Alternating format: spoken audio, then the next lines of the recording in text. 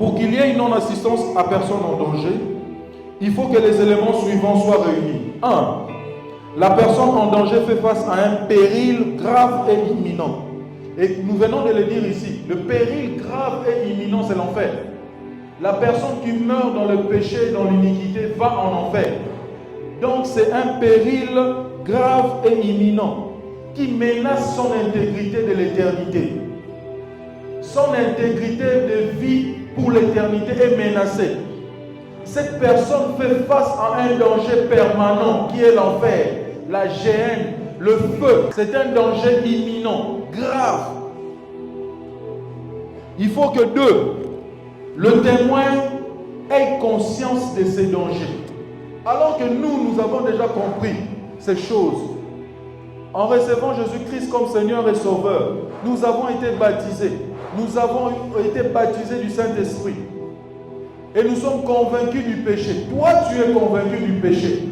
Parce qu'en réalité, une personne qui vit dans ce genre de péché est en train de commettre un crime contre soi-même.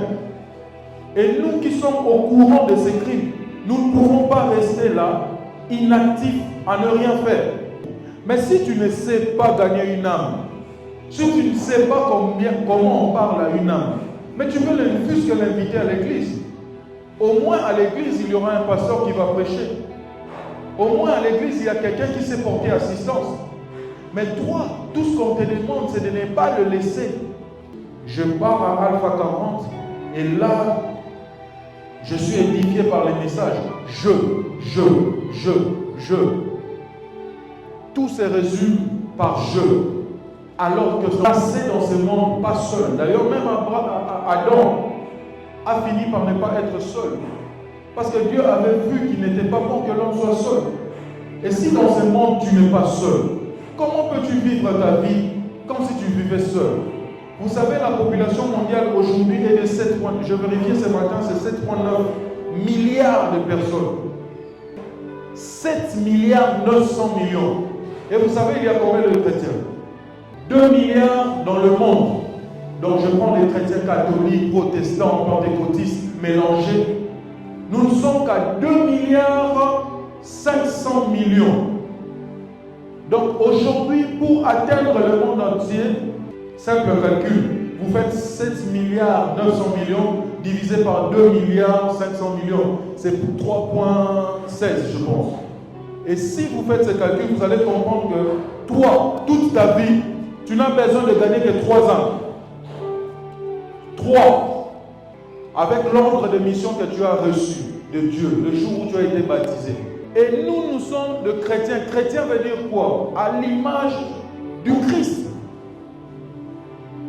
Si nous avons conscience du fait que nous avons reçu ces pouvoirs de porter des bonnes nouvelles aux malheureux, de guérir ceux qui ont le cœur brisé, de proclamer aux captifs la liberté.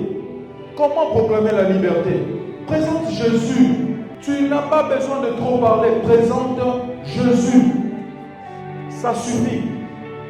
Présente Jésus, ça suffit. Je vous ai dit ici, il suffit seulement de dire Jésus t'aime avec conviction et foi. Vous ne savez pas le miracle qui accompagne cette parole. Parce que le Saint-Esprit est capable de prendre un Jésus t'aime et en faire tout un texte. Le Saint-Esprit est mieux que ChatGPT.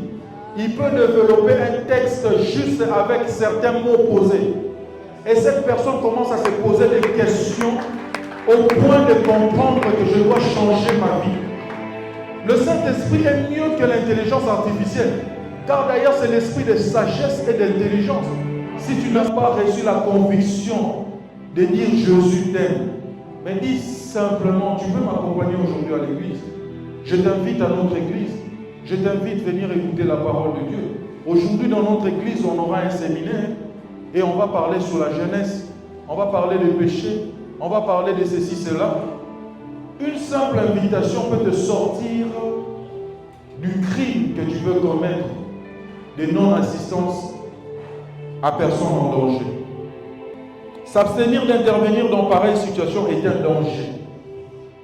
Est-ce que vous comprenez la gravité de fait? On te poursuit en justice. on t'accuse en justice pour n'avoir rien fait. En réalité, ne rien faire ici, c'est faire quelque chose. C'est abandonner une personne en détresse. C'est refuser d'entendre un cri. C'est refuser de partager la peine de pécheurs. C'est refuser de leur faire connaître le sort qui leur est réservé. On a l'impression que venant à l'église nous-mêmes, que c'est laver, quitter sa maison et venir ici, ce n'est rien faire aux autres. C'est se contenter de sauver son âme. Mais en réalité, nous sommes en train de faire quelque chose. Nous sommes en train de laisser des âmes mourir. Nous sommes en train de laisser les gens se perdre. Combien de gens sont en train de mourir chaque jour? Ces gens n'ont peut-être pas eu l'occasion d'entendre parler de Christ. Alors que ces gens habitent avec des personnes qui ont reçu Christ comme Seigneur et Sauveur. Ces gens fréquentent des lieux où il y a des personnes qui ont reçu Christ comme Seigneur et Sauveur. Quelle est ta part dans ce que tu dois faire? Quelle est ta part dans le salut des âmes? Quelle est ta part pour sauver ces personnes qui crient, ces âmes qui crient au secours?